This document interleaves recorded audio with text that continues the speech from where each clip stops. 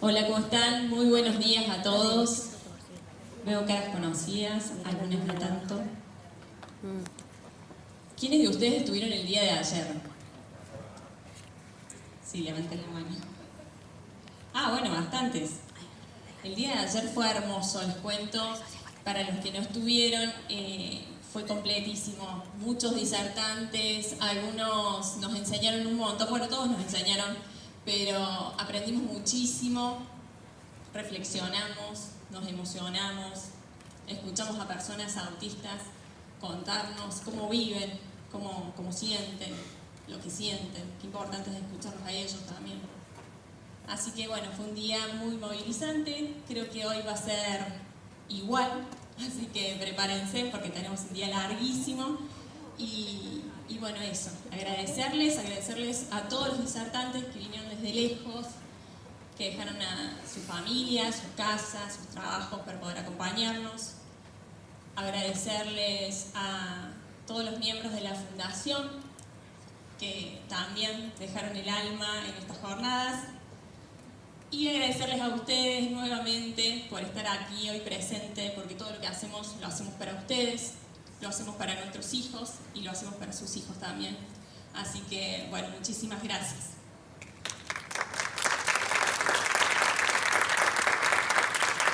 Vamos a comenzar con el primer panel, que es el panel de educación. Para eso tenemos a 3 referentes grosas que nos van a acompañar el día de hoy.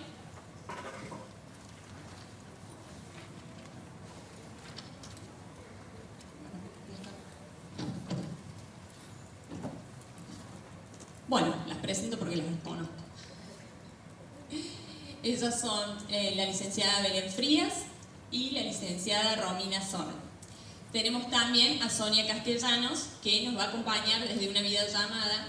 Entonces la vamos a presentar a ella primero porque, bueno, está con problemas de tiempo, así que así empezamos con eso.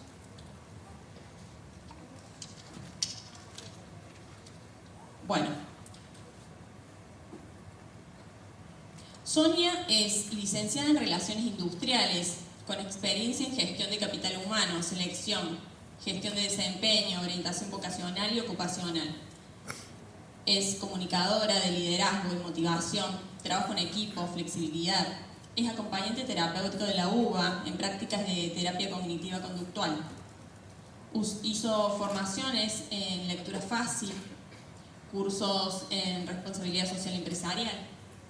Tiene una consultora que gestiona proyectos de inclusión de personas con diversidad funcional y procesos de orientación vocacional, sensibilización social, capacitación en educación inclusiva, herramientas de accesibilidad cognitiva y ciudadanía global para personas con discapacidad. Colabora en procesos de organizaciones vinculadas a la gestión del capital humano y la selección. Es profesora de la materia de psicología organizacional en la carrera de enfermería de la universidad. Hace proyectos de educación a distancia y participa en el área de investigación de la universidad. Bueno, es larguísimo el currículum de Sonia, no puedo porque voy a estar toda la tarde, pero bueno, un fuerte aplauso para ella.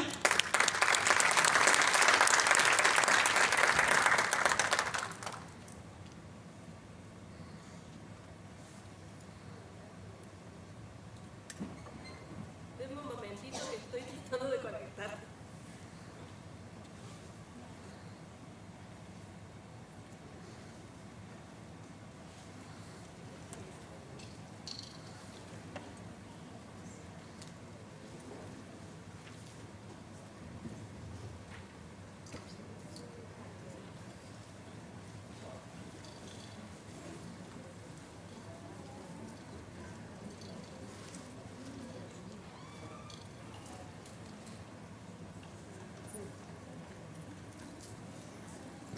Bueno, mientras esperamos la conexión, les presento a ellas. Ella es Belén Frías, licenciada en Psicología, especialista en Psicoterapia de Familia Sistémica, directora técnica del equipo de inclusión de Fundación Arco, representante por la provincia de Córdoba en el Consejo Federal de Discapacidad. Fuerte aplauso. Y con nosotros que es licenciada en psicopedagogía y especialista en inclusión educativa de personas con discapacidad. Es la cofundadora de Casa Prisma y coordinadora del equipo interdisciplinario Casa Prisma.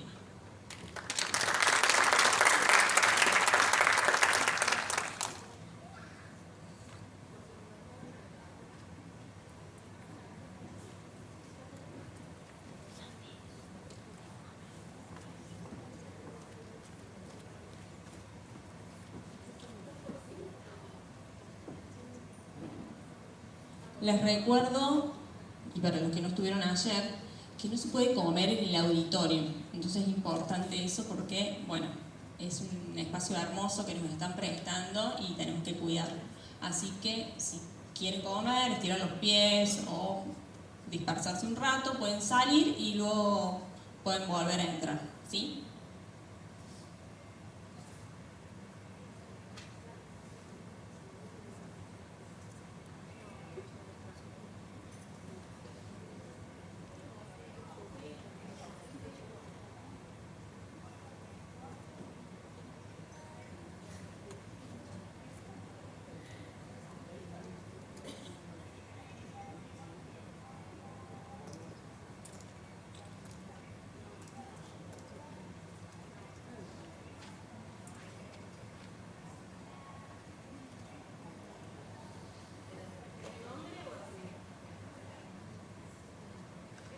Estamos esperando la conexión, estas cosas que pasan en vivo.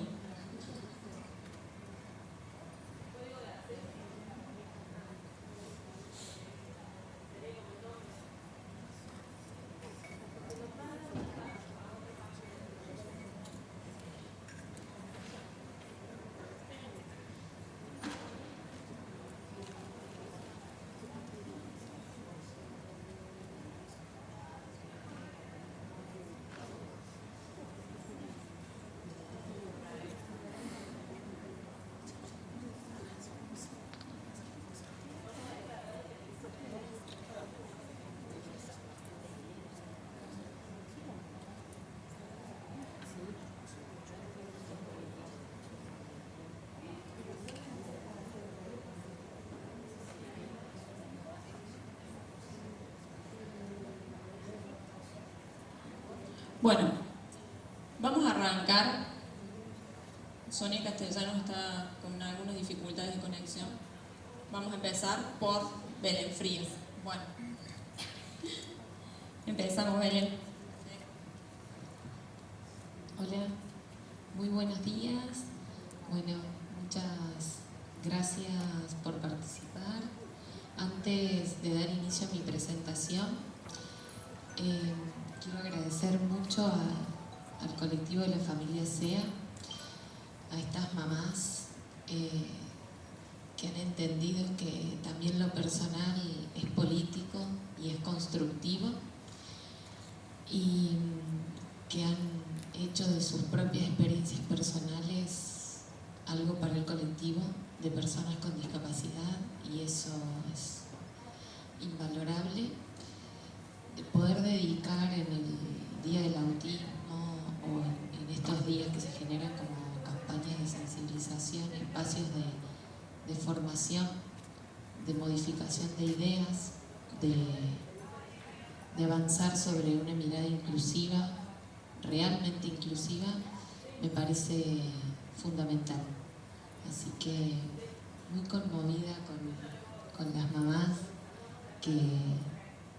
las que estamos muy cerca, conociendo sus vivencias en cada una de las escuelas de nuestra provincia de Córdoba, una provincia que ha avanzado profundamente en la inclusión, que todavía tiene muchas deudas con la diversidad, y pensaba que quería dejarles un poco de información que creo que es fundamental para la reconstrucción de nuestras ideas.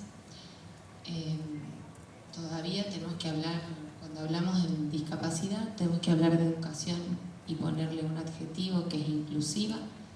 Parece que nos tenemos que acordar que tiene que ser inclusiva, entonces tenemos que seguir adjetivando a la palabra educación en relación a la perspectiva de la discapacidad, cosa que espero que con el progreso de los años ya digamos educación y todos sepamos que es inclusiva, que no tengamos que seguir adjetivando.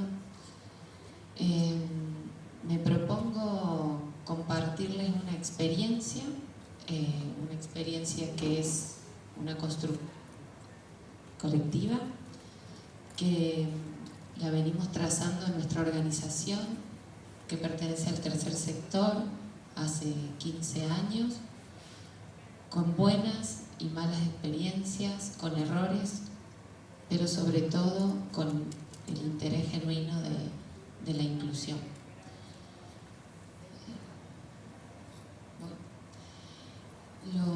Como les venía diciendo, mi interés es poder plantearles una modalidad, una forma que nuestra organización encontró para acompañar los procesos de inclusión educativa y una forma de hacer las prácticas que se fue construyendo colaborativamente con los distintos actores que forman parte de una inclusión. No sé si están al tanto, y si no me gustaría que lo sepan porque me parece importante. Lo agregué en el PowerPoint después que salió. Ya están las observaciones que hace el comité, que nos hace a todos los que de alguna manera estamos vinculados a las personas con discapacidad, las observaciones específicas que el comité para la adhesión a la Convención Internacional de las Personas con Discapacidad nos hizo en relación al derecho a la educación.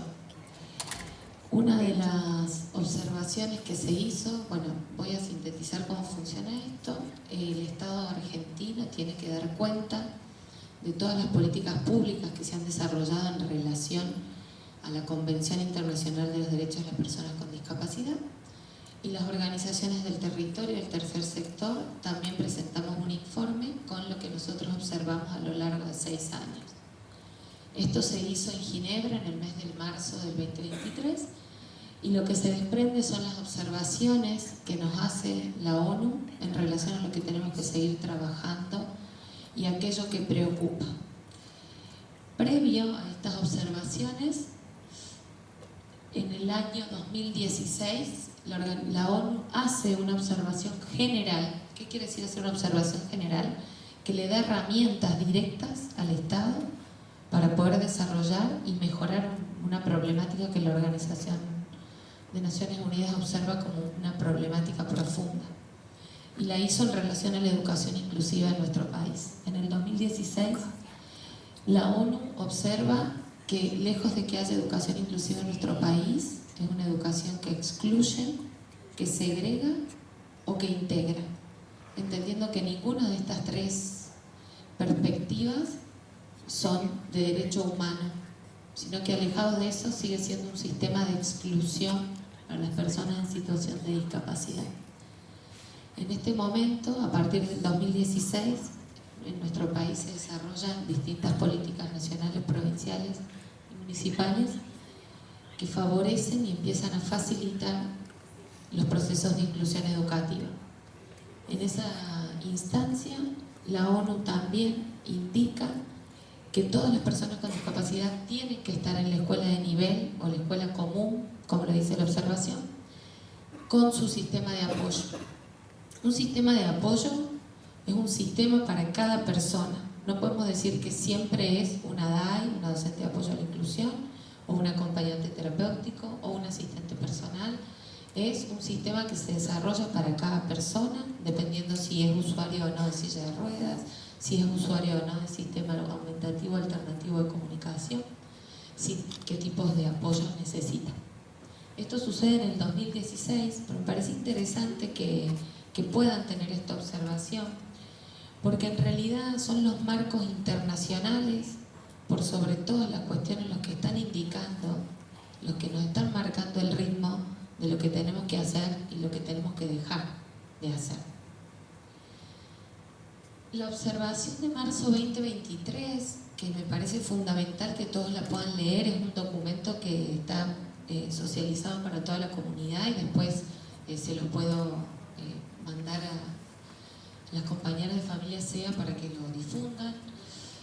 Pone que hay que redoblar los esfuerzos para dar fin a la educación especial, tomando a consideración dos experiencias fundamentales que están sucediendo en nuestro país, que es la experiencia de La Pampa y la experiencia de Formosa, que desde el año 2016, después de la observación general, inició un proceso de regularización de la educación y de transformación de las escuelas especiales en escuelas de nivel.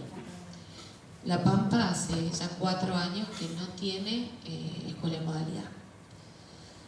Y aparte de eso, me pareció fundamental una observación que habla de sanciones efectivas a las escuelas que no incluyan.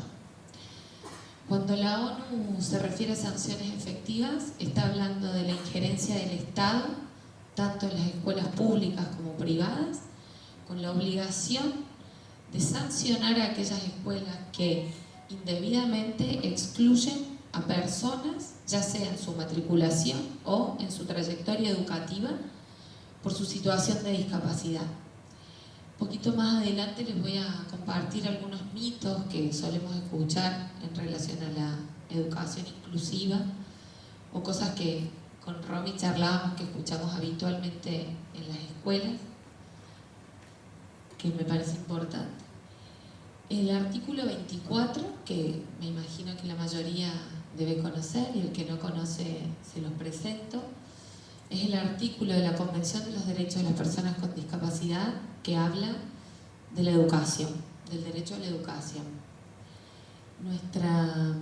La ley 27.044 en el año 2014 es la que establece la Convención Internacional de los Derechos de las Personas con Discapacidad con jerarquía constitucional. ¿Eso qué quiere decir? Que la Convención es nuestro marco regulatorio general. No hay nada. No existe 311/16, no existe 1825, ni ninguna resolución que tenga mayor jerarquía que la Convención en nuestro país. Es decir, que si nosotros reconocemos que se está vulnerando el artículo 24 de la Convención en alguna práctica dentro de una escuela de nivel, eso es objeto de discusión, de negociación y progresivamente de sanción para una escuela. Los Estados partes reconocen el derecho de las personas con discapacidad a la educación, con miras a hacer efectivo este derecho sin discriminación y sobre la base de la igualdad de oportunidades. Los Estados partes asegurarán un sistema de educación inclusivo a todos los niveles, así como la enseñanza a lo largo de la vida. Yo lo pongo acá y lo repito porque puede ser que acá en el auditorio haya personas que no se hayan dedicado específicamente a la educación inclusiva o que lo estén haciendo pero desde una perspectiva más pedagógica, más didáctica y no desde el derecho. Y es importantísimo que nosotros sepamos desde dónde nos posicionamos para militar este derecho. Incluso creo que compartimos con las mamás de Familia SEA que la educación inclusiva todavía sigue siendo un objeto de militancia para nosotros.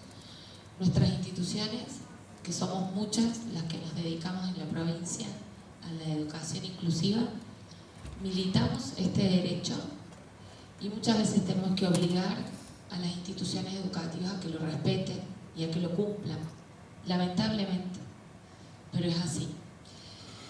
En nuestra institución, puntualmente, nuestro modelo se basa en 3 pilares fundamentales que entendemos y que yo quería que ustedes puedan entender desde dónde hablo cuando hablo y digo lo que digo, porque es importante manejar un lenguaje común.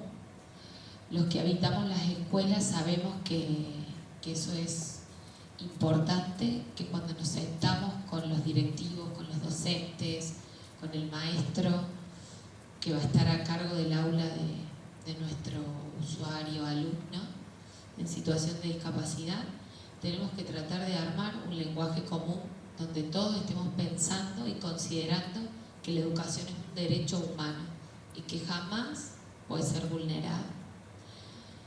Acá yo establecí nuestros tres pilares fundamentales en el modelo de inclusión que nosotros promovemos, que es qué entendemos por educación inclusiva, qué entendemos por discapacidad y qué entendemos por prácticas colaborativas. Los terapeutas sistémicos, como es mi caso, yo soy psicóloga, psicoterapeuta familiar, por lo cual no estoy en experticia tampoco de hablar de didácticas o de pedagogía, por eso está mi compañera. Entendemos que una mirada colaborativa para cualquier tarea es necesaria. Y colaborativo no es solo que cada uno ponga un poquito de lo que sabe y entre todos armemos algo, sino que tomemos lo que dice el otro y modifiquemos lo que pensamos. Porque si solo armamos algo en conjunto, pero cada uno se queda pensando lo que cree, entonces no se da una real modificación. Cuando nosotros acompañamos a personas con discapacidad a estar en su escuela, una escuela que muchas veces no es la elegida por los padres, creo que las mamás que están acá, los papás, las familias saben que a veces uno quisiera que su hijo o su hija vaya a una escuela y resulta que esa escuela, la perspectiva profesional, la perspectiva del sistema le dice, mirá, esta escuela no es inclusiva, te conviene ir a otra. Entonces ya ahí arranca la primera barrera, que es no poder ir a la escuela que vos querés que tus hijos vayan. Y si no es la escuela del barrio, ya ahí vos perdés inserción en la comunidad.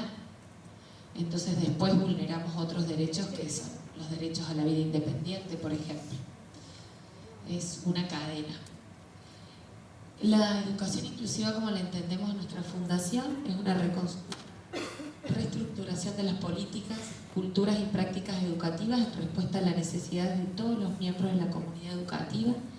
Sabemos que la educación inclusiva nació por una demanda del colectivo de personas con discapacidad.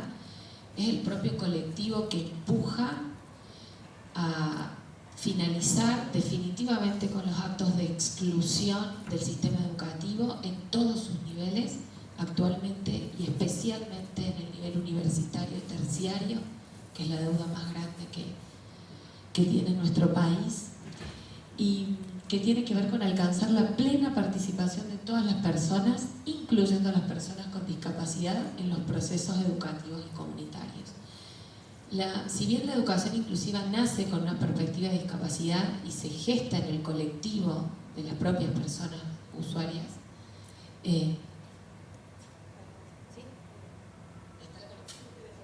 no pasa nada, vamos a hacer la conexión con la disertante, ¿sí? Mantengan ahí, queden con la idea.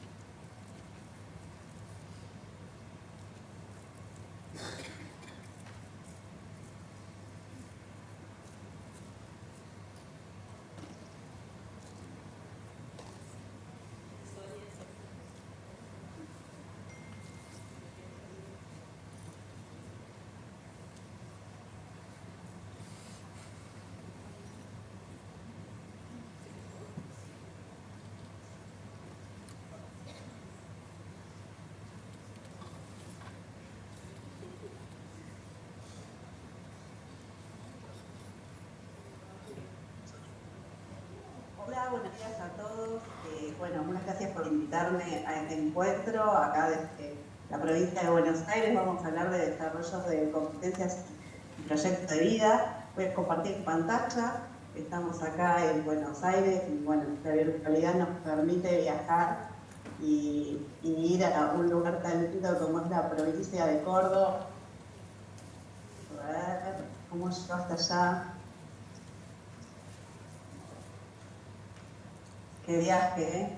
Qué lindo el encuentro federal. Quiero agradecer muy especialmente a Andrea, a Marta, que me invitaron. Ahí estamos viendo algunos parques, el Mirador. Hermoso Córdoba. Así que bueno, muchas gracias por invitarme. Y bueno, en esta ocasión a mí me toca presentar el tema proyecto de vida y desarrollo de competencias en el ámbito de educación. Mi nombre, como me presentaron, soy Sonia Castellanos. Vamos a hablar juntos de este tema. Cuando me invitaron dije, wow, somos diversidad. Y eso se ve en el suelo, se ve en nuestra geografía. Vean, en el norte vi que habían zonas de Formosa y de otros lugares, ¿no?, de este hermoso país. Miren el centro, la belleza está del centro, del sur. Somos diversidad y esta diversidad se plasma, ¿no?, en las aulas. Entonces, acá vengo a tener una pregunta, ¿no?, muy importante, y es si estamos creando el desarrollo de competencias en los alumnos y el proyecto de vida, ¿no?, que ellos traen. Entendemos la diversidad y el desarrollo integral de los alumnos, ¿no?, que Paulo Freire decía, la enseñanza no es transmitir conocimientos, sino generar una construcción de esos aprendizajes. Entonces, así es que empezamos hablando de, en primer lugar, la capacidad, ¿no?, la capacidad de aprender, el potencial que trae cada uno, luego la habilidad, ¿no?, las habilidades que cada uno va desarrollando en el hacer, y luego eso se transforma en una competencia. Ahí está. Bueno, esta es nuestra agenda. Nosotros, quienes trabajamos en diversidad, sentimos que es muy importante presentar el orden de una materia o el orden, la estructura, cómo se va desarrollando el día. Entonces, primero tenemos geografía, después matemática, después lengua. Mi agenda de esta presentación es primero voy a hablar de las trayectorias escolares y los aspectos relevantes a considerar, aspectos contextuales y aspectos que tienen que ver con el desarrollo del alumno. Y luego voy a dar 3 herramientas y recursos disponibles para trabajar por competencias. Cuando pensamos la educación, pensamos en varias trayectorias, se divide en nivel inicial, primario, secundario, y luego, bueno, elección de cursos, carreras, oficios. Y siempre la pregunta que aparece en este meme, ¿no?, al principio de esta presentación es la pregunta de ¿qué querés ser cuando seas grande? Y Lorena contesta, ¿por qué tengo que esperar a ser grande para ser? Y esto nos lleva a pensar en 4 pilares de la educación de Jacques Delors, ¿no? O sea, siempre nosotros pensamos en la educación como el desarrollo del conocimiento o el desarrollo del hacer, pero nunca pensamos en el ser, o muy poco, ¿no?, en el ser y en la convivencia que se genera con otras personas. Por eso es que tenemos que plantear la trayectoria escolar como un proyecto de vida y el desarrollo de las competencias para ese proyecto. Cuando hablamos de educación y proyecto de vida, tenemos que hablar primero de aspectos contextuales. Cuando estamos en la revolución industrial que trajo la educación tradicional, que todavía se sigue manifestando en las aulas. Así que bueno, tenemos que ver esos aspectos contextuales atravesados por la tecnología, atravesados por otros temas que luego se les voy a comentar. Luego tenemos que ver habilidades intrapersonales, esa que nos ayuda al autoconocimiento y al desarrollo personal y a la autovaloración. Las intrapersonales, somos seres absolutamente sociales y siempre nos desarrollamos nosotros. A partir de ahí, trazar esa línea de toma de decisiones para el proyecto de vida y transformar ese proyecto de vida en etapas, en procesos, ¿no? Proceso continuo. Decía Aristóteles que allí donde se cruzan las necesidades del mundo y tus dones está la vocación. Y bueno, y nos tenemos que preguntar, yo sé que muchos colegios ya están trabajando con los objetivos de desarrollo sostenibles, pero muchos no. En el 2015, las Naciones Unidas trazaron 17 objetivos de desarrollo sostenible que básicamente estaban orientados a reducir las desigualdades que hay entre las personas, no solo por discapacidad, sino por la pobreza y otros grupos vulnerables. Otro tema y eje central es el cambio climático. Entonces, educación no debe estar ajena a este aspecto contextual, ¿no? que nos plantea el mundo de aquí al 2030 con determinadas metas y objetivos. Por otro lado está el tema de las habilidades intrapersonales, ¿no? Siempre nosotros miramos el conocimiento y el desarrollo de las habilidades, como venía diciendo, pero bueno, observamos muy poco o menos lo que es el esfuerzo y la perseverancia, sobre todo en los alumnos que tienen algunas dificultades, ¿no? en sus procesos de aprendizaje. Y tampoco estamos trabajando demasiado en las escuelas en el desarrollo de lo no visible del alumno, ¿no? Que tiene que ver con la autoimagen, la autovaloración, los valores, ¿no? Entonces esto es un aspecto muy importante a tomar, sobre todo en nivel primario, secundario, ¿no? Que todavía no se contempla bien estos temas. Por otro lado están las habilidades interpersonales. Acá traigo este ejemplo, no por el resultado en sí, que Argentina ganó el Mundial, sino por una serie de acciones que se vieron en diferentes imágenes o situaciones, como por ejemplo el reconocimiento y el respeto a aquellos jugadores que no llegaron a la final, pero que tuvieron una muy buena trayectoria, la empatía con el jugador que quedó sentado en el banco, ¿no? La cooperación mutua y la gratitud por cada pequeño resultado que cada uno de estos participantes iban dando. Es muy importante trabajar esto dentro del ámbito de educación para un desarrollo integral del alumno. Entonces, bueno, es muy importante hablar de diseño de aprendizaje, es decir, hablar de desarrollo de habilidades más allá de las áreas, ¿no? Entonces, el trabajo en equipo es un aspecto fundamental. Tener una cultura más optimista respecto al desempeño del alumno, ¿no? Observando su esfuerzo y con una mirada positiva, ¿no? Que el proceso de aprendizaje sea más que nada un desarrollo experimental, que un docente que viene a hablar y dar una clase solamente, generar un diálogo constructivo frente a esta diversidad y a este ecosistema de aprendizajes, y promover el trabajo colaborativo, sobre todo, por ejemplo, se me ocurren estrategias de tutorías entre padres, entre aquellos alumnos que tienen mayor potencial y aquellos que les cuesta más su proceso de aprendizaje. Así que, y a partir de ahí, es importante generar un diseño de experiencias. Primero contemplando, y como también lo dice el diseño universal, las motivaciones de los alumnos, ¿no? Y a partir de ahí, generar una experiencia de aprendizaje para idear y para que ellos planteen sus propias propuestas. Hay estrategias y metodologías de trabajo como ABP o STEM, que son propuestas que se centran más en la capacidad y en la habilidad de producción del alumno que en un enfoque de tipo tradicional del docente. Seguimos.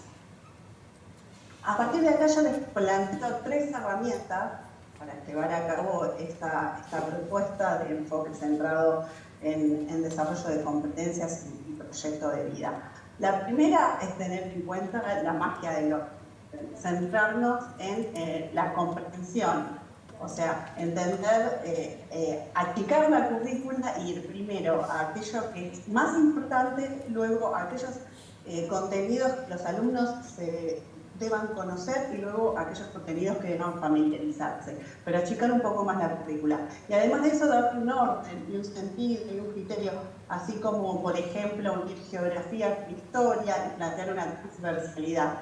Y digo esto porque muchos chicos en proyecto de inclusión, las madres están en nivel secundario, en nivel primario, trabajando con un montón de temas que realmente se pueden transversalizar. Este es el primero.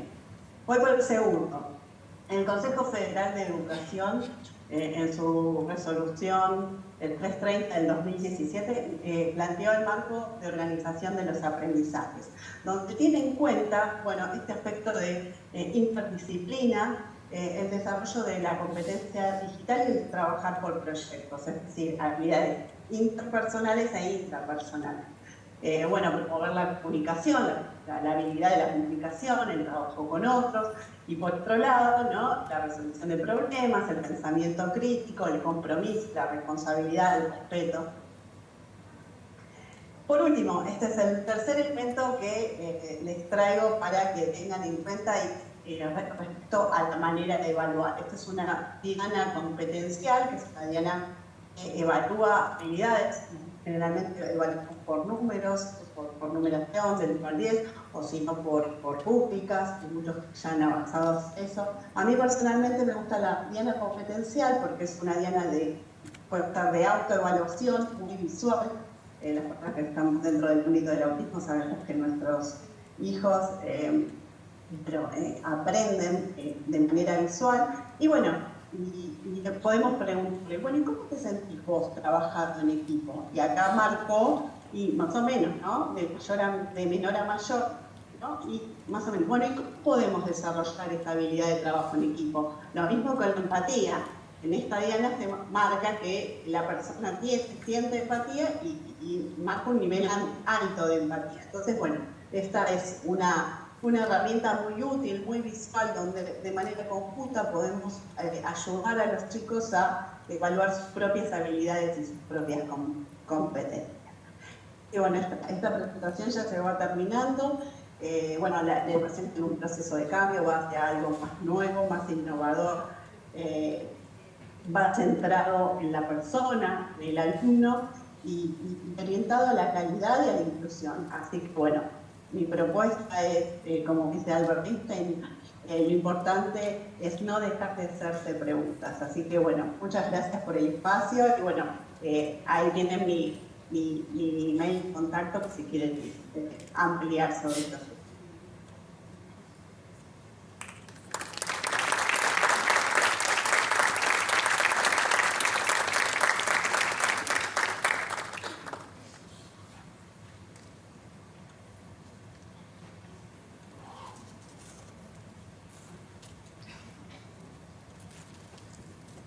Recording stopped.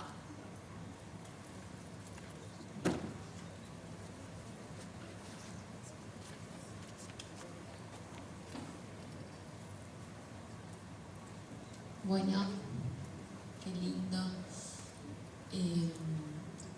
Para retomar la idea, yo les había planteado que desde nuestra organización tenemos como 3 pilares fundamentales: educación inclusiva, qué entendemos por discapacidad y qué entendemos por trabajo colaborativo. Hay una elección, si les digo, de utilizar en las presentaciones lenguaje sencillo, oraciones cortas y poca imagen, que después se los explico por qué, pero nosotros en el Consejo Federal, cada vez que preparamos un PowerPoint, tenemos como, bueno, muchas exigencias para que después se puedan pasar por lectores de personas con baja visión y ceguera, que sean lo más accesibles posibles. Entonces habíamos tomado lo que se entiende por educación inclusiva basándonos en el artículo 24 y entendemos que la educación inclusiva en nuestra organización lo que construye es una sociedad inclusiva, que es lo que termina concluyendo la Declaración de Salamanca. Es eso, que solo tendremos sociedades inclusivas en la medida en que nos eduquemos de manera inclusiva. Entonces la educación es una parte activa de la eliminación de todas las formas de exclusión y discriminación para las personas con discapacidad. Y hago foco en que es un derecho humano innegociable, porque lo que la práctica nos indica actualmente como militantes de la educación inclusiva es que todavía hay colectivos, instituciones, que se los tenemos que recordar, que es una práctica que no está aceptada como un derecho, sino que todavía en instituciones lo tenemos que recordar. Hay una diferencia entre una educación inclusiva, que lo pongo acá como máximas porque en este mes de marzo fui testigo, presencié firmas de actas de acuerdo de inclusión, 45 actas de acuerdo en total en el transcurso de todo el mes. Y a partir de haber vivenciado estos encuentros entre instituciones educativas, familias y equipos de inclusión, saco estas conclusiones de que la educación inclusiva no es sacar un niño, una niña o un adolescente de contexto y ubicarlo en otro, no es ubicar al niño sin recursos, planificación y de forma improvisada, no es un tipo de educación que solo beneficia a las personas con discapacidad. Eso es algo que lo tenemos que tener todos los que trabajamos en pos de la educación. Cualquier institución tiene que tener la perspectiva inclusiva y no es a beneficio de la alumna en situación de discapacidad, sino de todo el colectivo educativo, y no es un fin a un Estado. Nosotros hemos escuchado a la fecha estas palabras que yo saco, las saco de estos encuentros con los establecimientos en este año, en el 2023, donde se dirigen a los alumnos con discapacidad, con capacidades diferentes, con capacidades especiales, con necesidades diferentes. Eso es un lenguaje que todavía circula en las instituciones educativas, en los equipos profesionales, en los sistemas familiares y en todas las personas que se dedican de alguna manera a acompañar procesos de inclusión. Nuestra organización piensa en un modelo de derecho humano, dejando atrás el modelo médico, cosa que resulta muy difícil porque, bueno, los que ejercemos en la práctica de educación inclusiva sabemos que es una práctica que está nomenclada y regulada por el sistema de salud. Todavía tenemos una ley, la 24.901, que exige que quien indica la educación inclusiva es un médico, a pesar de los avances que hemos tenido en la pedagogía, en la didáctica de la educación inclusiva. Todavía lo tiene que indicar un médico. El médico es quien toma la decisión de si esa persona necesita o no un sistema de apoyo y qué sistema de apoyo. Pensamos que la educación es un derecho humano y en donde se visibilizan los sistemas construidos de tal forma que excluyen a algunos grupos mediante una definición altamente discriminatoria de la capacidad y lo que significa ser alumno o alumna. Esto hablando en relación a todavía la vigencia en la legislación del modelo médico. Todavía la ley de discapacidad es una ley de la dictadura que todavía no ha sido modificada y nuestros marcos regulatorios no nos pueden quedar ajenos a nuestras prácticas. A veces uno escucha que se le dice a una familia, es obligación que tu hijo esté integrado en la escuela es un derecho. Y si uno va a los marcos regulatorios y de repente se encuentra que la ley de discapacidad es una ley que todavía está vigente, que fue sancionada en la dictadura, es preocupante. Las personas con discapacidad, desde nuestra organización, son vistas como sujetas de derechos y sujetos. Es la imagen que elegí colocar, es un cuadro, la voy a describir brevemente por si hay alguna necesidad visual. Es un cuadro de doble entrada donde habla de la educación tradicional y desde una perspectiva inclusiva. La perspectiva tradicional todavía es centrada en el estudiante, evaluada por los expertos, perfil de diagnóstico, programa para el estudiante, asignación a un programa específico. Y en la parte derecha habla de la perspectiva inclusiva, con 4 puntos centrales, centrado en el aula, centrado en la situación en la que se encuentra el alumno o la alumna, que está situación de diversidad, una consulta de colaboración, es decir, cuando todavía vamos a las escuelas y nos dicen, los docentes, los directivos nos piden el diagnóstico, qué diagnóstico tiene, cuál es, para poder entender qué hacer con esa persona. Eso todavía se encuentra dentro del modelo tradicional. En el modelo inclusivo, el aula y las necesidades de instrucción, las estrategias son para el docente que está a cargo del aula y las aulas son flexibles y se modifican. Esto es como para que nosotros tengamos, elegí poner esta imagen porque me parece importante que podamos pensar, a pesar de los avances científicos, investigativos que hay en educación inclusiva, cuánto hemos avanzado en relación al derecho y a la posibilidad de que este modelo de educación inclusiva se cumpla. No es casual que la ONU todavía nos observe y que nos pida sanciones directas a las instituciones educativas que no cumplan con el artículo 24. ¿Qué entendemos por prácticas colaborativas en nuestra institución? Una conjunción entre los diversos sistemas que participan en la educación, sistema escolar, sistema familiar y sistema terapéutico, conformación de redes de trabajo con acciones concretas que promueven una educación cada vez más inclusiva. Nosotros todavía tenemos grandes desafíos que tienen que ver con un Consejo Federal de Educación que cada vez que se reúne puede legislar, desarrollar resoluciones en relación a toda la educación y esos cobran valor de obligatoriedad para todo el sistema. El Consejo Federal de la Discapacidad se reúne, genera documentos como por ejemplo el de educación inclusiva, pero que no cobran valor a nivel obligatoriedad, no se desarrollan como resoluciones, siguen siendo observaciones y sugerencias. Entonces la educación inclusiva sigue estando en situación de desigualdad y de allí que no es casual que sigan persistiendo, a pesar de los avances ministeriales a nivel de educación, las situaciones de exclusión para las personas con discapacidad. Nos tenemos que preguntar por qué cada vez que una alumna o una alumna con un desafío en el desarrollo o con una situación de diversidad ingresa a una escuela, los padres tienen que firmar un acuerdo donde les tenemos que recordar sus derechos y obligaciones, cosa que no creo que se las olviden, pero tienen que firmar eso para que su hijo pueda estar en el establecimiento educativo.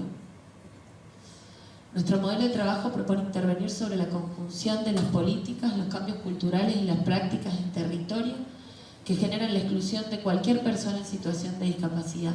Por eso es importante reconocer y revisar en el uno a uno cada proceso. La inclusión, según Scliar, refiere a todos, pero también a cada uno. Los modelos desarrollados en la actualidad ya nos indican que la educación inclusiva no puede ser una generalidad, que tenemos marcos normativos que por supuesto nos regulan, pero que después hay que pensar en el uno a uno dentro del aula lo que necesita cada alumno y alumna. Y eso no es solo focalizado en personas con discapacidad o en situación de discapacidad, sino en general. Y por último, y para apurar, para que darle lugar a Romy, quería dejarles algunos mitos, sobre todo porque los mitos viven mientras los reproduzcamos, y si los rompemos y decimos eso no es así, eso no es así, a veces generamos cambios ideológicos que son fundamentales para la educación inclusiva. Como estas son todas cosas que escuché en este mes. Los niños, niñas y adolescentes tienen que estar preparados. Muchas escuelas dicen que se prepare un tiempo en la guardería, que se prepare un tiempo en la atención temprana y que después ya preparado venga a la escuela. Las prácticas médicas son más importantes que las prácticas pedagógicas. Recortes horarios que se le hacen a los alumnos y alumnas con diversidad funcional para ir a los tratamientos de prestaciones de apoyo están prohibidos, ¿sí? No están permitidos. ¿Quién puede armar esa diferencia y quién puede decir que es más importante un tratamiento médico por sobre un tratamiento, sobre un acompañamiento pedagógico? dentro del modelo social y de derechos humanos, la educación y la salud son dos derechos innegociables. Los profesionales saben mejor que los padres, ese es otro mito que circula muchísimo en las instituciones educativas. Justificación de falsas creencias como es lo mejor para ellos, es mejor que vengan menos porque se ponen muy nerviosos, por ejemplo, una cosa que escuché ahora. La educación inclusiva solo tiene que ver con la discapacidad. Los estudiantes con discapacidad tienen que ser educados por expertos. Yo no sé, no me formé para eso. Son mitos que ya son inadmisibles. Las escuelas solo proveen aprendizajes académicos, docentes que quieren conocer el diagnóstico de su alumno o de su alumna para diseñar la situación del aprendizaje y de la enseñanza. Para una plena inclusión de las personas con discapacidad, el trabajo colaborativo debe colocar a la familia como el primer socio y el más importante. La familia de personas con discapacidad como un elemento constructor, siempre apoyando y construyendo. Lograr que la familia no se sienta atacada ni con miedo. Debo decirles que cuando Yani y Andrea me convocan, y Marta me convocan para esta mesa, lo hice con mucho agrado, sobre todo porque estaba en el transitar de la firma de la 1825, las actas de acuerdo, que es una resolución, por si alguien no la conoce, que es la que abre las puertas para la inclusión educativa en la provincia de Córdoba. Y lo hice con mucho agrado por eso, porque me gustaba contarles las situaciones que pasan las familias cuando se tienen que sentar frente a los directivos a pedir muchas veces por favor que reciban a sus hijos en las escuelas, que los reciban todo el tiempo que tienen que estar como cualquier alumno o alumna, y a veces tomar la decisión de dividir la familia y que algunos hermanos vayan a una escuela y otros vayan a otra porque es más inclusiva. Eso es un prejuicio y es una barrera que nos corresponde a todos como colectivo social terminar de romper y denunciar si es que observamos que sucede. Bueno, y por último, y para cerrar, les dejo... Yo soy una amante de la poesía y una amante de la palabra, y Roberto Juarros es un poeta argentino, uno de los poetas más importantes, y me encanta esta poesía, la tengo colgada en nuestra institución porque habla de... No se las voy a leer porque no sé recitar, pero sí este final que habla de un recuadro y un marco vacío que cada uno lo debe nutrir y rellenar con el uno a uno. Me encanta esa idea de que pensemos una educación inclusiva con marcos legales, con derechos fundamentales innegociables en el año 2023, y después con la posibilidad de pensar el uno a uno, que es un poco lo que nos va a dar Romy. Bueno, muchas gracias.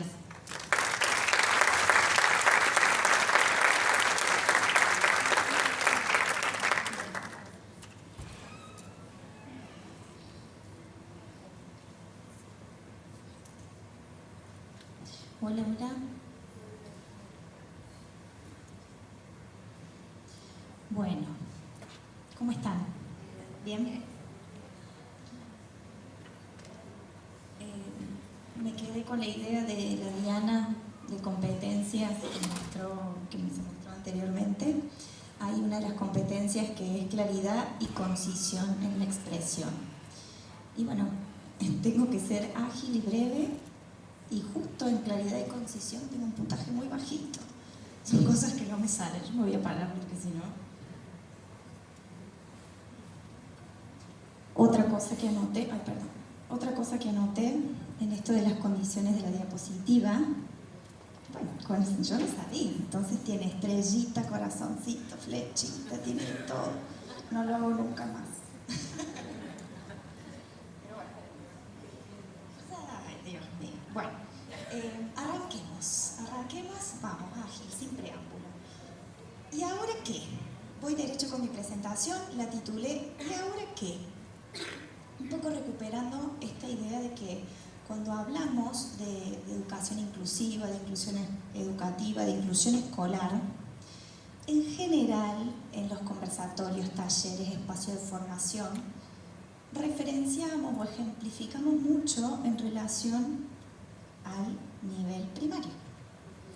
Y nos queda un poquito corto el ejemplo, la narrativa, el comentario en relación a lo que sucede después del nivel primario. Acá también voy a recuperar algo que mencionó Belén, ¿no? Que en las resoluciones se habla de educación a lo largo de la vida. Pues entonces no todo puede quedar supeditado a lo que pasa en el nivel primario. Tenemos después una historia que sigue, nivel medio, nivel terciario, nivel universitario. ¿Y qué pasa ahí? ¿No? Terminamos sexto grado, ¿y ahora qué? Bueno, ¿qué hicimos? Formando parte de un equipo de inclusión, acompañamos a distintos adolescentes en su trayecto por el nivel medio. Hicimos una selección.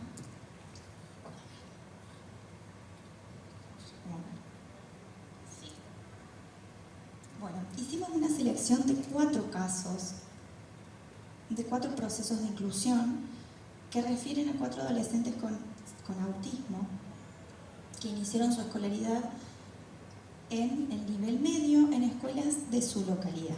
Terminaron sexto grado, ¿y ahora qué?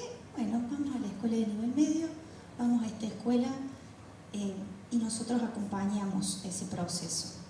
Y no voy a contar ni a narrar cada una de esas historias, pero sí documentamos esas experiencias y hicimos una síntesis, que es lo que les voy a compartir ahora. Solo para dimensionar, así como a grandes rasgos, la cantidad de gente que se implica en los procesos de inclusión, yo acá detallé que estamos hablando de 4 escuelas de nivel medio de la provincia de Córdoba, de 91 estudiantes por lo menos implicados de manera directa, 47 docentes, 8 directivos, 18 profesionales, 12 familiares y otros que necesitaba nombrar transportistas, preceptores, kiosqueros y demás que también participaron. Como para tener una idea de la cantidad de gente involucrada, ¿no? Bien, todo lo que voy a comentar a continuación tiene que ver con una lectura, una mirada, una perspectiva desde el equipo de inclusión, desde el rol de profesional de apoyo. Entonces, en el trabajo del equipo de inclusión, en el trabajo de profesional de apoyo, una de las tareas iniciales y quizás con mucho peso y protagonismo es la identificación de barreras. Tiene mucho sentido y está muy relacionado con lo que nombró Belén anteriormente, desde dónde, desde qué paradigma entendemos y miramos la diversidad funcional o la discapacidad. Entonces, tarea del profesional de apoyo en un proceso de inclusión en el nivel medio, identificación de barreras. ¿Lo hace solo? No, lo hace con todos los agentes institucionales. ¿Es fácil? No, es difícil. ¿Qué son las barreras? Hay un pequeño detalle solo para tenerlo gráficamente claro. Obstáculos limitantes para el aprendizaje y la participación de los estudiantes. Nosotros hicimos una clasificación de barreras. Hay muchas formas de categorizar y clasificar las barreras. Nosotros hicimos una categorización que menciona barreras políticas, barreras culturales, barreras didácticas y también otras barreras. Barreras políticas. Hace referencia un poco al lenguaje jurídico, hace referencia un poco a lo que mencionaba Belén, de las leyes, las normas, las reglamentaciones, lo que regula la experiencia de la inclusión escolar. ¿Y qué barreras nos encontramos en estas escuelas? Normativas contradictorias, por ejemplo, empezando por ahí. Tenemos una convención de los derechos de las personas con discapacidad que señala la importancia y el protagonismo y la imposibilidad de negar la educación inclusiva, pero tenemos reglamentaciones que dicen, vos acá, no. Proyectos educativos institucionales, que nombramos como PEI, con esa sigla, que no contemplan la diversidad ni la inclusión en ninguno de sus apartados. Inexistente. Lo que no se nombra no existe. Entonces la diversidad y la inclusión no estaban ahí.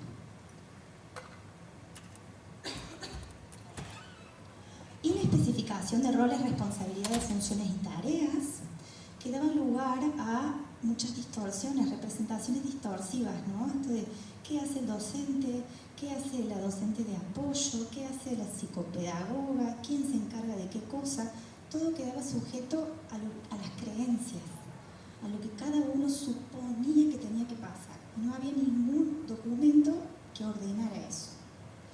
Ausencia de programas de acogimiento. Estamos hablando de adolescentes que ingresaron a primer año del nivel medio. Ni un solo proyecto de articulación con el nivel primario. Nada. Admisiones restrictivas y excluyentes. Creo que no necesitamos ejemplificación de eso.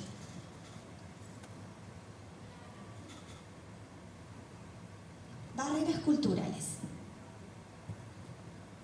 Cuando hablamos de cultura institucional nos referimos a esa identidad de la escuela, a ese caudal de valores de la escuela, ¿no? Y encontrábamos allí barreras, por ejemplo, en relación a esto de clasificar a los estudiantes, etiquetar a los estudiantes, los que sí, los que no, los que un poco, los que pueden, los que no pueden.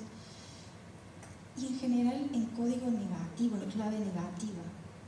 Un sentimiento de ajenidad de las personas hacia la escuela. En el nivel medio es muy común que los docentes estén un par de horas y se van a otra escuela y a otra y tienen como 5 cursos y un montón de estudiantes a cargo. Entonces no había un compromiso con la institución educativa, sobre todo del plantel docente.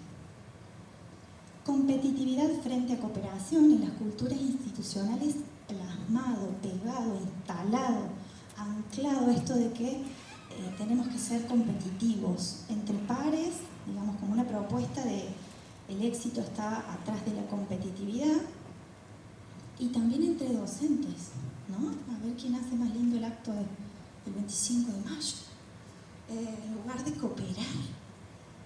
Relación distante o hostil entre escuela y familia, una dificultad severa en el vínculo entre la escuela y las familias, donde se reclamaban unos a otros, no, la educación es tuya, no, la enseñanza es tuya, y vos no hiciste, y vos tampoco, y en lugar de construir algo de manera conjunta, no, la confrontación como característica de la relación.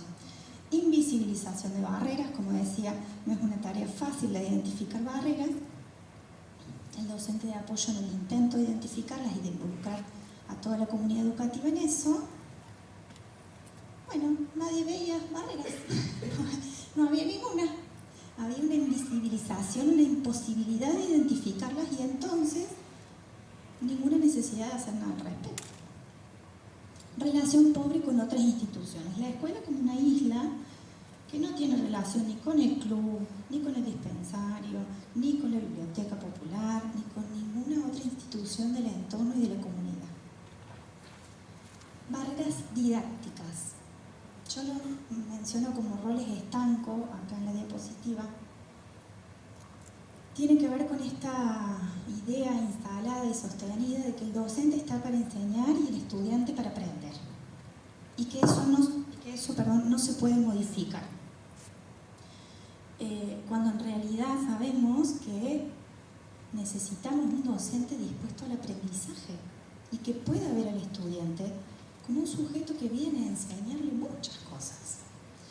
Currículum rígido, hay documentación y recursos para revisar esto de la propuesta curricular y lo primero que se nombra es el carácter de flexibilidad que se necesita. Pues no pasaba. Otra barrera didáctica, sistemas de enseñanza exclusivamente expositivos, ¿no? A partir del nivel medio en adelante, en los otros niveles también, se llega a la escuela, los estudiantes se sientan de manera tradicional uno atrás del otro y el docente se para al frente de la clase, habla un montón, como estoy haciendo yo ahora, y fin. Entonces, se acabaron los carteles, se acabaron las actividades en el patio, se acabaron las experiencias quedan muy poquitas de esas propuestas, o muy pobres, o muy difíciles de sobrellevar y de sostener. Todo generalmente con sistemas expositivos de enseñanza. No se contempla al estudiante en el diseño de la propuesta educativa, ¿no? Un plantel docente numeroso en el cual una gran mayoría, no voy a decir todos, pero una gran mayoría, tenían una planificación realizada incluso antes de conocer a los grupos con los que iban a trabajar. Antes de conocer a su grupo ya estaba resuelta la propuesta curricular, la propuesta de enseñanza, sin involucrar desde ningún lugar de decisión, de elección o de opinión a los estudiantes. Desconocimiento e indiferencia hacia las características de los estudiantes tiene que ver esto con lo que mencionaba anteriormente. No sé quiénes son, pero yo ya diseñé lo que les voy a enseñar. Materiales inaccesibles, el ejemplo más claro, la fotocopia que no se lee, la letra chiquitita, toda borroneada, la microfotocopia, 4 hojas adentro de una 4, no se puede escribir ahí y de ahí para adelante. Y otras barreras. En estos casos decidí enfatizar en barreras comunicativas, la prevalencia o exclusividad del lenguaje verbal, ¿no?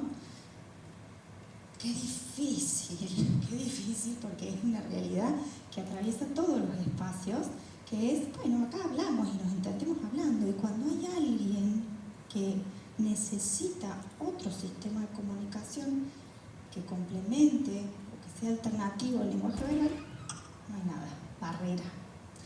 Distorsión de rol y función de los docentes de apoyo tiene relación con lo que veíamos anteriormente, que en ningún lado está especificado de qué se ocupa cada quien. Bueno, la maestra integradora, la mal llamada maestra integradora, se deberá ocupar de atender a este niño porque yo no sé. Nosotros no sabemos. Y la maestra integradora, perdón que lo diga en este tono, pero qué mal que está dicha esa expresión, no está para eso. Disciplina desde la sanción fue otra barrera. Estábamos hablando de estudiantes ingresando al nivel medio en sus primeros tiempos en una nueva escuela, con una nueva identidad, con una nueva forma de ser, de hacer, una dinámica completamente diferente. Adaptarse, apropiarse de ese lugar llevaba un tiempo. Bueno, la respuesta frente a cualquier comportamiento que saliera de lo esperable era la sanción. No había alternativa. Y eso fue una gran barrera. Resistencia a los cambios, temor como respuesta a lo desconocido, ausencia de planificación y anticipación. Digo, en estas dos primeras instancias de resistencia a los cambios y temor, uno dice, bueno, es una respuesta esperable frente a lo desconocido, lo validamos como una emoción, pero ¿qué vamos a hacer? No nos podemos quedar parados ahí. Y la ausencia de planificación y anticipación en distintos niveles, ¿no? Desde una experiencia como un festejo del Día del Estudiante, que se improvisa entre 3 o 4 personas de la comunidad educativa y que no se comunica a nadie más, hasta, yo la clase la planifico un día antes y bueno, ahí veo lo que voy a hacer. Cuando sabemos que, o por lo menos para estos 4 estudiantes, era realmente significativo que hubiese planificación y anticipación de las experiencias. Bueno, identificamos barreras. Con mucho, con poco apoyo, con más colaboración, con menos colaboración, identificamos barreras. El equipo de inclusión, desde ese lugar, pensamos, bueno, hay que intervenir para minimizar o eliminar esas barreras. Se interviene, y acá recupero un poco lo que mencionaba Belén, en la cultura, en las políticas y en las prácticas institucionales, en esas 3 dimensiones. Y se convoca a todos los agentes educativos. Todos deben estar implicados. Yo acá ejemplifico algunas de las intervenciones. No me sale el cartelito del título, pero yo se los voy a nombrar. En este primer cuadrante son intervenciones con directivos y docentes. Sensibilización e información, instar a la reescritura del PEI y otros proyectos, determinación de prioridades, espacios de apoyo a docentes, convocar a otras instituciones. El profesional de apoyo, el equipo de inclusión, debe, sí o sí, siempre, llevar adelante tareas de sensibilización, información y formación. Siempre, siempre. Ahora, hay que ser estratégicos. No podemos instrumentar en todos los casos y para todas las personas el mismo recurso. Con tal y tal docente intervenimos de tal o cual manera porque tiene tal o cual posicionamiento. Y con tal y tal otro, haremos algo diferente que funcione y que sea en respuesta a su posicionamiento. Y se sostendrá y se llevará adelante todas las veces que haga falta. El PEI, este proyecto educativo institucional, a veces está guardado como un proyecto al que es difícil acceder. Hay que insistir para que ese documento sea realizado en clave de inclusión, en clave de diversidad. Tiene que suceder. Y la determinación de prioridades lo menciono y no me explayo más, pero la escuela, nosotros llegamos a la escuela, vimos barreras, nombramos las barreras, hicimos visibles, las legitimamos. Bien, bueno, hay que hacer algo con todo esto. La escuela es una institución que está atravesada por un montón de necesidades, demandas, desafíos, y no va a disponer exclusivamente sus esfuerzos en responder a todo esto que nosotros estamos formulando. Debemos acompañar para que haya una selección de prioridades, una organización de prioridades y colaborar para que conjuntamente dentro de esas prioridades se trabaje y se aborde lo que refiere a diversidad e inclusión. Con carácter protagónico, sí, pero no exclusivo.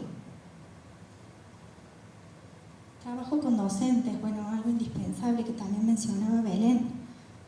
El profesional de apoyo está para acompañar el aprendizaje del docente. Un aprendizaje que tiene unas características muy distintas a las de los niños y las niñas y los adolescentes, y es desafío trabajar con esas personas con sus características particulares de aprendizaje.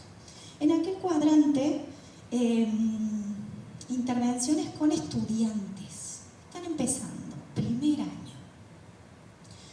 Experiencias de descubrimiento y convivencia, espacios de expresión, creación de comisiones de apoyo, proyectos de estudiantes tutores, identificación de exclusión interna fueron algunas de las intervenciones que se llevaron adelante.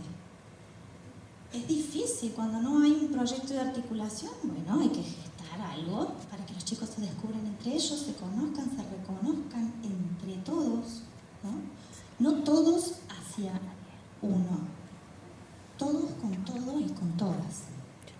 Espacios de expresión, lugares para la pregunta, para la duda, para el comentario, para la inquietud.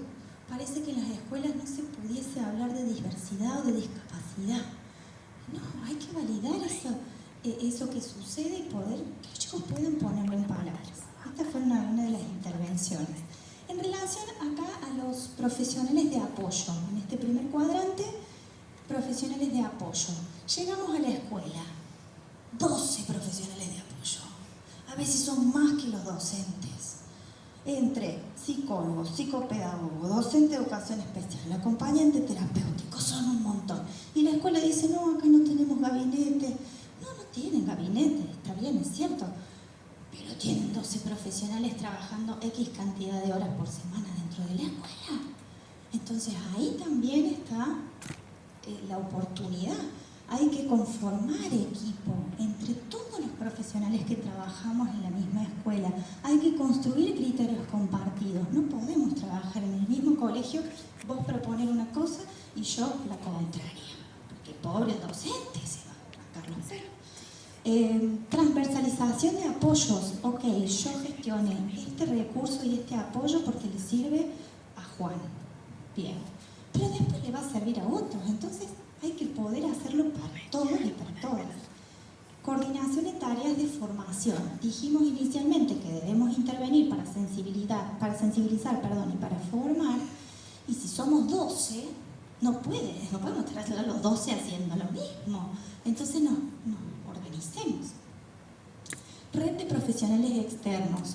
Cada uno de los profesionales que intervienen en el equipo de inclusión dentro de la escuela supone, a su vez, en la generalidad de los casos, relación con otros profesionales que están por fuera del colegio. Imagínense la red y la cantidad de profesionales que pueden estar beneficiando a que la educación de una escuela devenga en una educación más inclusiva. En aquel sector yo mencioné en relación al entorno, favorecer accesibilidad, revisión de procesos y procedimientos, accesibilidad no tanto en términos de accesibilidad física, por lo menos no en estas 4 experiencias, pero sí en accesibilidad cognitiva. y en accesibilidad desde la comunicación, revisión de procesos y por último acá hay un segmento también de trabajo con las familias, de revisión de responsabilidades, porque es importante que la familia se involucre y que sostenga el gran esfuerzo que supone, ¿no?, la escolaridad de un adolescente. Punto. Con y sin diversidad funcional. Y convocar a la participación activa. La familia llegando a la escuela para colaborar, para participar activamente. Acá hay algunos ejemplitos de estas intervenciones, solo para graficar. Bueno, identificamos barreras, realizamos estas intervenciones, ¿salieron todas bien? No, por supuesto que no. ¿Fueron fáciles de llevar a cabo? No, por supuesto que no. Se intentó, se construyó, algunas intervenciones resultaron muy bien y otras no tanto. Resultado de este trabajo, los desafíos. 18 de los 47 docentes sostuvieron una actitud de negación, de evasión, de rechazo, de ajenidad respecto de su compromiso con la educación inclusiva de una escuela, de un curso. 2 proyectos educativos institucionales sin ser revisados, sin ser reescritos, que siguen invisibilizando la diversidad. Se sostienen procesos de admisión excluyentes en 2 de las escuelas. Se realizaron 4 eventos que no contemplaban ninguna de las necesidades de los estudiantes y justo son estos eventos que son tan significativos en el nivel medio como Día del Estudiante, Día del Profesor. Bueno, 4 experiencias en las que hubo directamente exclusión. Y las escuelas no tienen proyectos formales que atiendan a la discriminación y al bullying. Otro aspecto, ¿no? No está, no lo vi, no existe. Pero bueno, en contrapartida con todo esto, cuestiones que sí se lograron. 29 de los 47 docentes modificaron sus planificaciones y se involucraron en trabajo colaborativo con docentes de apoyo. ¿Ejemplares? No. Pero se involucraron, cambiaron, se cuestionaron, revisaron, modificaron. 2 de los proyectos educativos institucionales fueron revisados y fueron reescritos en clave de inclusión. 2 escuelas modificaron sus procesos de admisión para ser menos excluyentes. 4 estudiantes con autismo van a la escuela, van con agrado y aprendieron muchísimo. Estudiantes que incluso durante su escolaridad primaria tenían este poco afortunado recorte de jornada y que cuando ingresaron al nivel medio, ¡pum!, jornada completa, participación en todos los espacios curriculares, mucho aprendizaje. 4 comunidades educativas son interpeladas constantemente e invitadas a devenir en contextos amigables e inclusivos. Acá utilicé solo imágenes para hacer el comentario. A ver. Cuando yo todo lo que mencioné, que hablé un montón, o sea, todo lo que mencioné está planteado, está formulado desde el trabajo de un equipo de inclusión, de varios equipos de inclusión y de distintos profesionales de apoyo. Bien. Hablamos formalmente de identificar barreras, de llevar adelante intervenciones, de logros, de desafíos, de lo que queda por hacer. Bien. Pero hay una parte que me parece importante de capitalizar y de recuperar, que es toda esa seguidilla de barreras que fuimos detallando, clasificando y nombrando, son todas y cada una experiencias dolorosas para los estudiantes y para sus familias. Un ítem que dice admisión excluyente se traduce siempre en una familia que va a una escuela y a otra, y a otra, y que se vuelve todas esas veces con una negativa y con un dolor, con un sufrimiento. Entonces, desde ahí tiene que surgir el compromiso con la acción.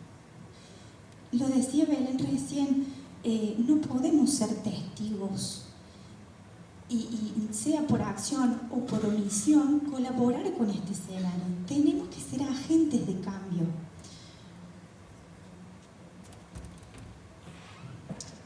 Se termina el nivel primario, llegamos a sexto grado. ¿Y ahora qué? ¿Y ahora qué? Y ahora vamos a apostar.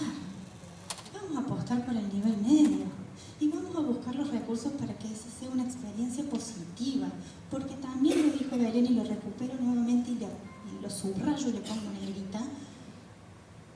La educación inclusiva no solo beneficia a las personas con diversidad funcional, nos beneficia a todos como sociedad cuando aprendemos a convivir todos con todos, todas con todas. Entonces ahí está la apuesta, ahí está el compromiso. Necesitamos trabajar por la inclusión educativa, por la educación inclusiva en el nivel medio, y es una apuesta que tenemos que hacer todos y cada uno desde el lugar que nos toque estar y acompañar a cada estudiante y a su familia en esta decisión de ir a la escuela del barrio, a la escuela del hermano, a la escuela que quieran. Les devuelvo la pregunta. Entonces, termina sexto grado. ¿Y ahora qué? ¿Qué hacemos? ¿Qué van a hacer? Bueno, muchas gracias.